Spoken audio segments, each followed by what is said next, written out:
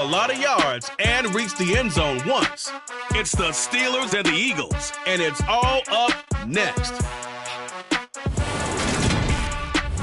EA Sports coverage of the NFL brings us to Acrisure Stadium on the north shore of the Steel City, Pittsburgh, Pennsylvania. Today, we've got a good Week 5 matchup in store here between the Philadelphia Eagles and the Pittsburgh Steelers.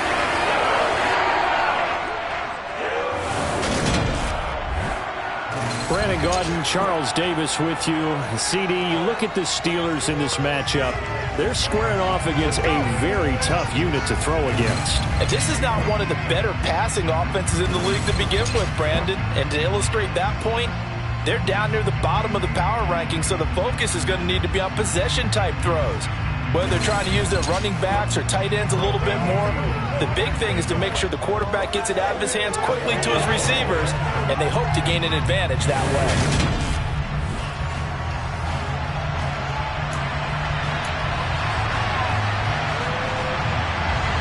Seems like we were just starting training camp, but here we are in October, and off we go on EA Sports. This one fielded at the 5. And he's up past the 20 to the 22-yard line. So here are the Steelers now to take over for the first time. And a look at a guy, definitely got a little razzle-dazzle to him. Can do it with his arm or his legs. Their mobile QB. Well, he did go 2-2 in the last ball game. Well, actually, he went 2-2-1, with the 1 being the victor. Yeah. That's the bottom line there. But wasn't it funny at practice? He threw one when we were watching, threw an interception, and the defense got on him a little bit, good-naturedly. But they're letting him know, you got to cut down those interceptions. We can't bail you out all the time. Yeah, 2 touchdowns, 2 picks. But as you said, they got the win in that effort last week. A look at the numbers for Harris in last week's game. There isn't a coach alive who wouldn't like those numbers. Well over 100 yards and a touchdown, too. Partner, I think all the coaches are in that great coaching box in the sky would take those numbers. So dead or alive? Either way, they would take that kind of production. Again, it's Harris on second down. And this is going to be a Steelers first down as he's got this up to the 40-yard line. The Steelers are the perfect 4-0 to start the campaign. They've been playing their best football of the year, winners of 4 in a row. And I thought that they played pretty well last week. Their execution, their discipline, their resilience, all on display in that victory.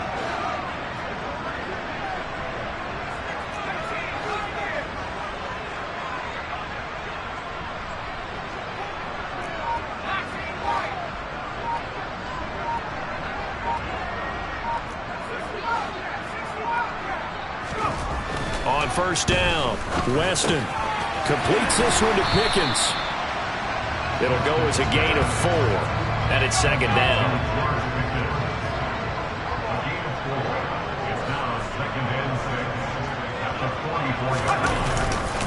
Harris running straight ahead, and he'll be brought down at the 48-yard line. So from Philadelphia territory now, here's a 1st and 10 at the 48-yard line.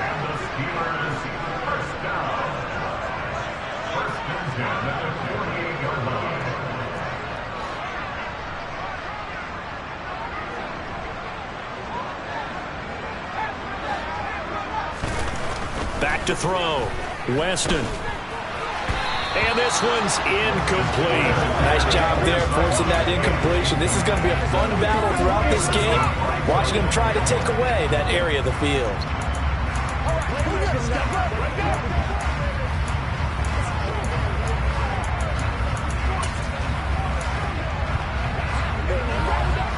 An incomplete pass on first down. That leads to a 2nd and 10.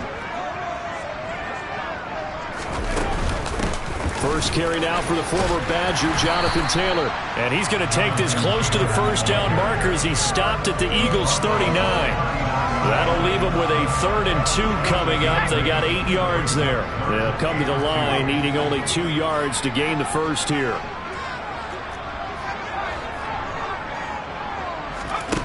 On 3rd and 2, Weston throwing middle, and it's complete. And he has another first down as they'll get the ball down to the Eagles' 29-yard line.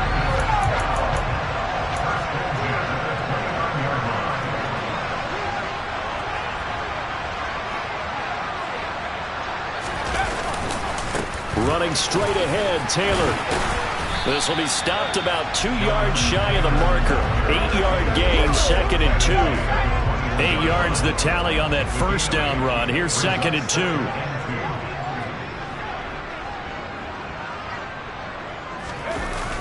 Off the play fake. Weston. He'll buy some time right. Throws right side, and that's complete. And they work this near the 5. He'll be stopped at the 6. It's a really nice 15-yard pickup, and now it's 1st and goal. A lot of precision being shown on this opening drive. They've been methodical, they've been crisp, and as a reward, they're going to be set up with an early 1st and goal. A terrific opening drive has them knocking on the door, 1st and goal.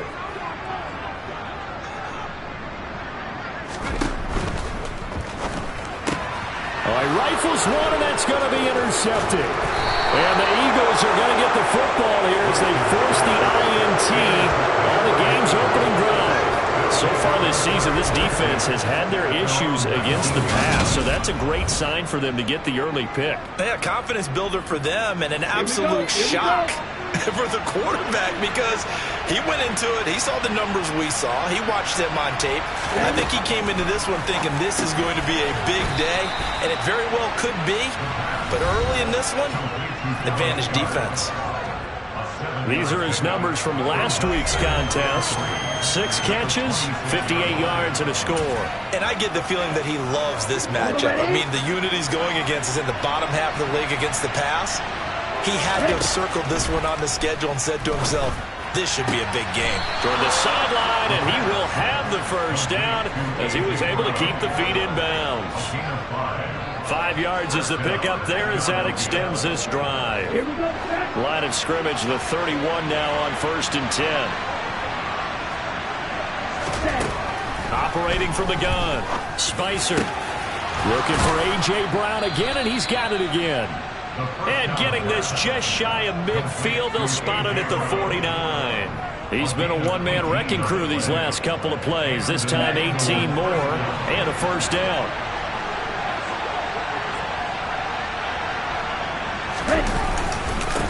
They will run for the first time with Miles Sanders. And he's fortunate to get anything from that. Give him a yard up to the 49. Nice job there on the tackle. Keep him to the short gain. And, of course, he got some good news this week. He was named AFC Defensive Player of the Week from last week's effort. And part of the reason he got that award, because of plays like that. Not every play is spectacular. Not every play is for a loss. Make the plays that are in front of you, keep it to short gains, and you pile up statistics. And he'll get this one across midfield and down into Steeler territory. They'll need 5 on this play to move the sticks. From the gun on 3rd down. Spicer. And that will be incomplete. Well, the other day they told us when we've got 3rd and 5 or less, we have to be able to convert. And I guess every team would say that, Charles, but an opportunity missed there. What they were trying to tell us is they believe it's a matchup game at that point. And they liked some matchups that they had, thought they could exploit them, unable to do so on that play.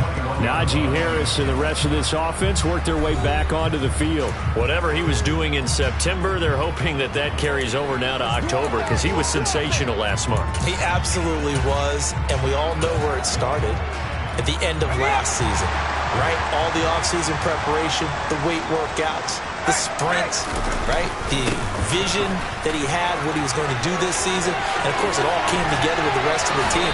Those big fellas up front, leverage, and boy, are they getting downfield and creating extra blocks for him. They really are. Everyone's been doing their job so far to create those holes.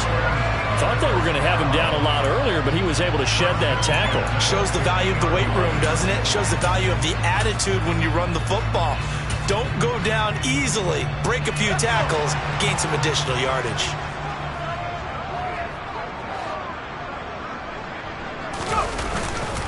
Back to Taylor on 1st down.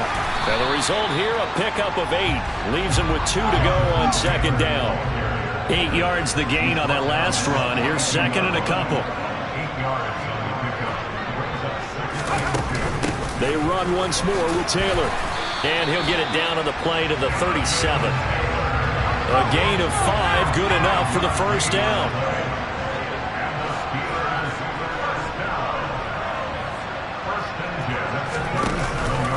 they'll switch it up here and look to throw. He's going to let this go. Back of the end zone. Got his man. It's caught for a Steelers touchdown. A great play there. His 5th touchdown now on the year. And the Steelers are on the board first here this afternoon.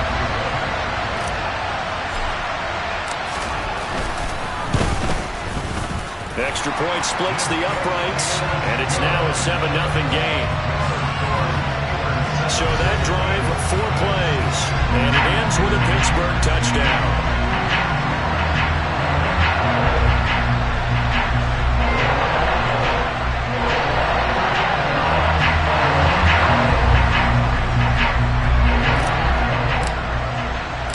Here's the Steelers' kick team as they'll boot this one away.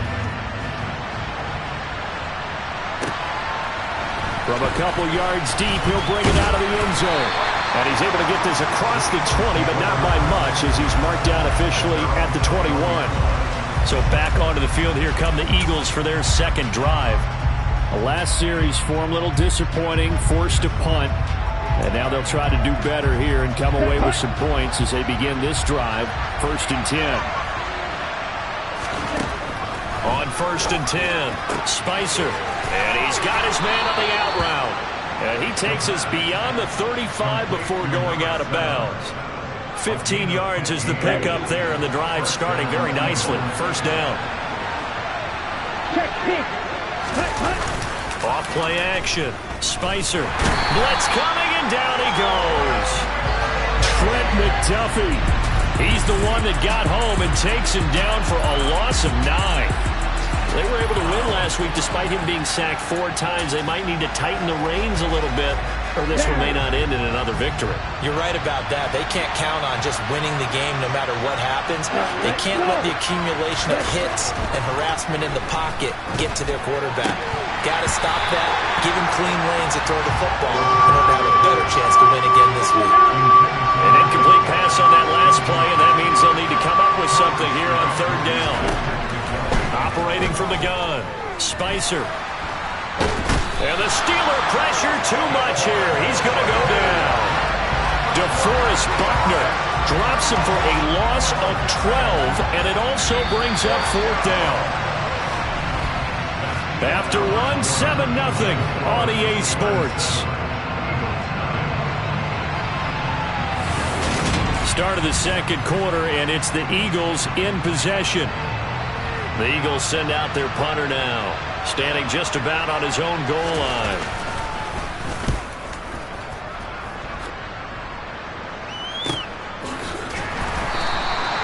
That'll be put in the books as a 53-yard punt. And the Steelers will go on offense here, 1st and 10. Here comes Jonathan Taylor and his teammates. And he's well on his way to a 100-yard game. He's already more than halfway there. We're only in the 2nd quarter. And what I've always loved about running backs is they'll tell you, I had no idea how many yards I had. Right. Those guys have an innate sense of where they are in a ball game and how many yards they've accumulated, because you know they're always working towards 100. He's been working well towards 100 here. Got his man complete over the middle. It's Lynch. And they bring him to the ground just shy of midfield. The drive starting play, a good one. Give him 19. Hold on a second. Was that the fullback? That was the fullback. Who says it to slot receivers? But the only guys who can catch the football and get big yardage after the catch. Really nice job there. Showing good hands and an ability to get upfield. And this will leave him a yard short. Nice pickup of 9 yards on 1st down. Harris going to get it again on 2nd down. They find some open field here. And brought down, but not before they're inside the 25. 55 rushing yards rushing for him now, and he's carried the ball just 5 times. I'm not sure how much more evidence they need, partner, than to understand that they don't start to slow him down. It's going to be a long afternoon here at the stadium because he is just shredding them at this point. And let's face it, coming into the game, they knew he would be the focal point of their attack. This is going to take an 11-man unit on the defensive side to start making plays. And they run the option here on 1st and 10. And he is brought down at the 22 after a gain of 2, and it brings up 2nd down. Anytime you decide to use your quarterback as a runner, most of the time when you design a play, you're expected to break a little bit bigger than this one, because when you run him on short gains, the risk-reward and him taking hits, I'm not sure that's the payoff they were looking for. The Steeler first down on the pickup of 11 yards. Seemed like a couple sets of eyes were on the quarterback, so he decided, hey, I'm going to hand this off. Got a good gain out of it. And you know you need good blocking up front in order to gain yardage, but every one of these RPOs, if you do it right and they look the same, whether it's handed off inside or the quarterback keeps it, that allows you to fool the defense so often. And in this case, fooled them with the inside run.